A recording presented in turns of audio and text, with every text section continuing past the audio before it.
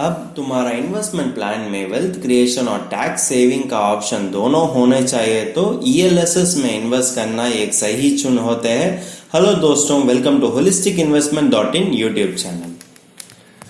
यह ELSS mutual fund एक equity link saving scheme होते हैं जिसमें 65% इक्विटी और इक्विटी रिलेटेड इन्वेस्टमेंट स्कीम्स में इन्वेस्ट किया जाता है। इस स्कीम वजह से हमको अलग अलग मार्केट कैप और के अलग अलग इंडस्ट्रियल सेक्टर में भी इन्वेस्ट कर सकते हैं।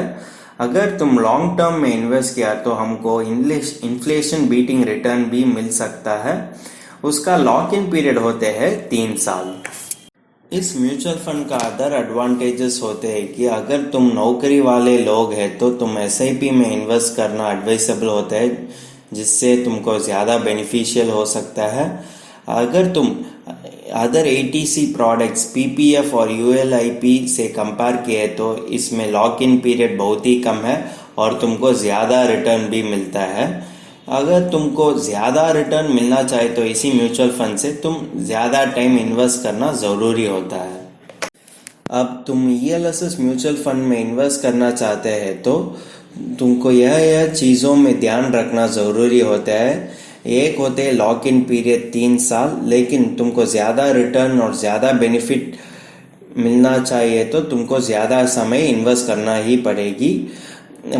दूसरा होते हैं कि 1.5 लाख तक तुमको टैक्स बेनिफिट मिलते हैं, लेकिन तुम जितना इन्वेस्ट करना चाहते हैं उतने ही इन्वेस्ट कर सकते हैं। तुम्हारा इन्वेस्टमेंट पर कोई भी रेस्ट्रिक्शंस नहीं है। अब टैक्सेशन के बारे में बात करते।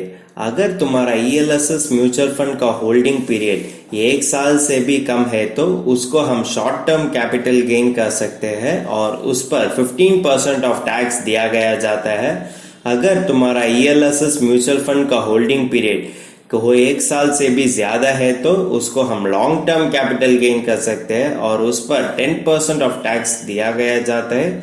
लेकिन अगर तुम्हारा long term capital gain 1 lakh से भी कम है तो उस पर टैक्सेशन से एग्जम्पशन मिलेगी। यह ईएलएसएस म्यूचुअल फंड हम इसीलिए चूज करना क्योंकि हमको टैक्स सेविंग और वेल्थ क्रिएशन का ड्यूअल बेनिफिट मिलते हैं।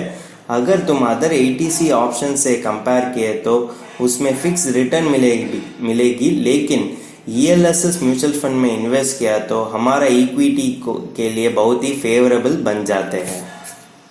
अगर तुमको इस टॉपिक में और कोई अदर फाइनेंस और इन्वेस्टमेंट रिलेटेड टॉपिक में संदेह है तो हमारा फाइनेंशियल एक्सपर्ट के साथ अपॉइंटमेंट बुक कर सकता है। अपॉइंटमेंट का लिंक डिस्क्रिप्शन में दिया गया है। और फिर इन्वेस्टमेंट के बारे में और फाइनेंस के बारे में तुमको ज़्यादा बताना चाहिए तो हमारा लाइव वेबिनार अटेंड कर दीजिए। वेबिनार का लिंक भी डिस्क्रिप्शन में दिया गया है। वेबिनार एब्सोल्युटली फ्री है। इस वीडियो तुमको पसंद है तो लाइक कर दीजिए, फ्रेंड्स के साथ शेयर कर दीजिए और ज़रूर सब्सक्राइब कर दीजिए।